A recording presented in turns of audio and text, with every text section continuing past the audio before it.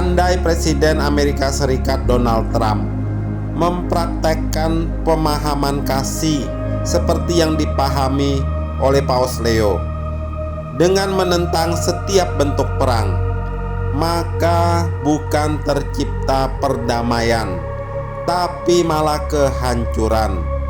Karena para teroris pasti akan berkuasa dan merajalela yang akan menguasai dunia ini.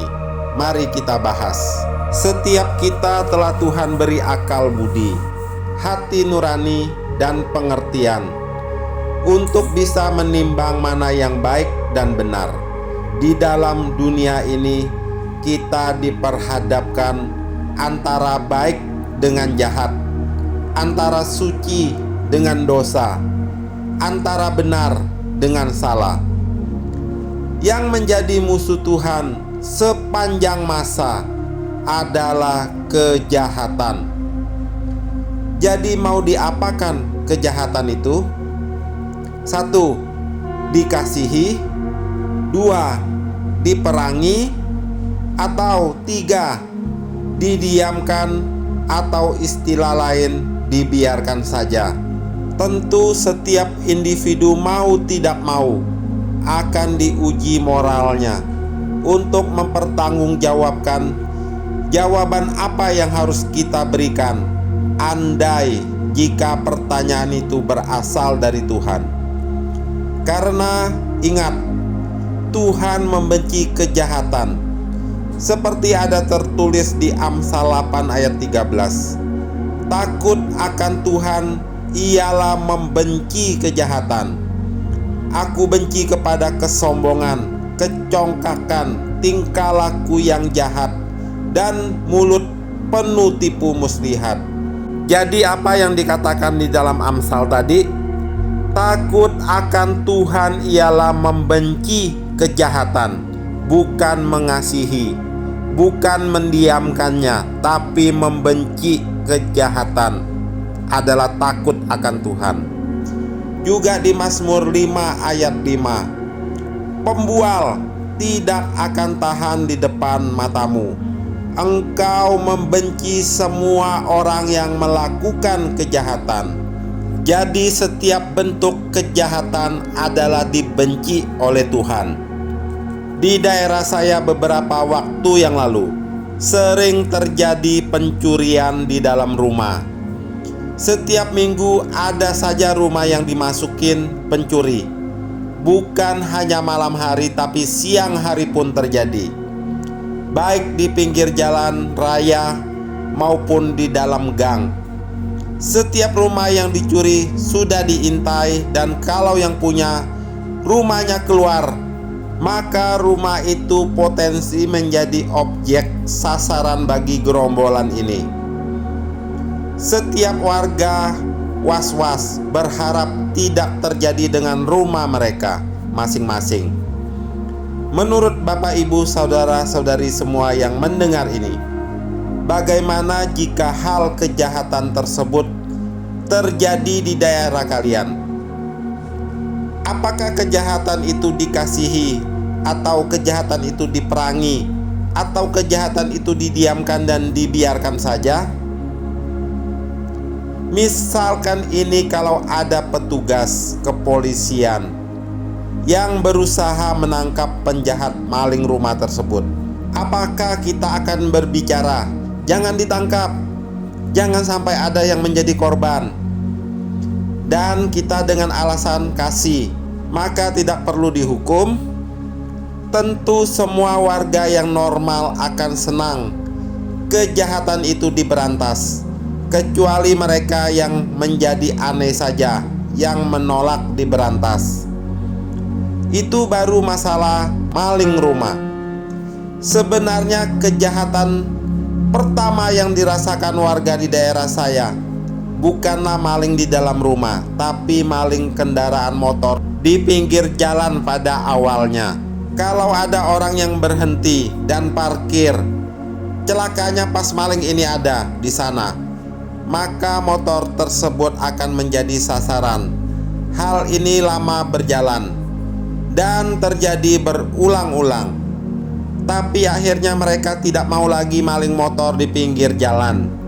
Tapi ini malah meningkatkan aksinya dengan membongkar rumah-rumah orang yang dapat hartanya lebih banyak. Bisa dapat motor, laptop, HP, uang, dan perhiasan serta barang-barang berharga lainnya. Inilah kalau akibat lambat ditangani dan diberantas, maka kejahatan itu akan semakin menjadi-jadi. Itu baru hal maling. Bagaimana dengan teroris yang bersenjata mematikan, seperti bom dan senjata api? Kita tahu di Indonesia pernah terjadi teroris, yaitu di bom Bali 1 dan bom Bali 2, bom Marriott dan Ritz-Carlton, bom Sarina, bom gereja Surabaya, dan lain-lain. Jadi dengan apa harus dicegah aksi teroris ini? Apakah dengan menyerukan kasih, atau memeranginya, atau membiarkan atau mendiamkan saja, jangan ditindak? Misalkan ya, bagaimana jika tragedi 11 September 2001 yang dilakukan teroris Al-Qaeda yang membajak 4 pesawat penumpang yang diarahkan menabrak gedung-gedung di Amerika? Bagaimana jika itu dialihkan, misalkan Vatikan, atau Istana Kepresidenan Indonesia, atau Istana Kepresidenan Italia? Apakah tindakan yang akan dilakukan? Apakah dengan seruan kasih, jangan sampai terjadi perang, kita cegah perang karena perang merenggut jiwa manusia? Atau didiamkan saja, dibiarkan saja, jangan diapa-apakan? Tentu hidup ini ada konsekuensinya. Jika kejahatan dilakukan dengan senjata, tentu tidak bisa pihak yang akan menumpas kejahatan tersebut tidak menggunakan senjata. Ayolah, kita berpikir jangan seperti orang yang alim sok suci, tapi malah melanggar firman Tuhan dan kebenaran firman itu sendiri. Dunia sudah berduka dengan bom-bom yang dijatuhkan di Hiroshima dan Nagasaki untuk menghentikan agresi Jepang yang ingin menjajah dan menguasai dunia. Amerika sudah tahu bom yang mereka gunakan berdampak buruk buat kelangsungan hidup manusia di muka bumi ini. Makanya ada pelarangan pengembangan senjata nuklir yang dampaknya lebih mengerikan daripada bom atom yang sudah dipergunakan pelarangannya. Pembuatan senjata nuklir ini sudah dilarang dunia. Negara-negara yang belum punya nuklir dilarang dalam keinginannya dan upayanya untuk mengembangkan dan membuatnya. Tapi Iran menentang hal tersebut dan berusaha mati-matian mengembangkannya. Tentu jika mereka sudah dicap dan dikategorikan sebagai teroris, tentu tabiat mereka adalah jahat.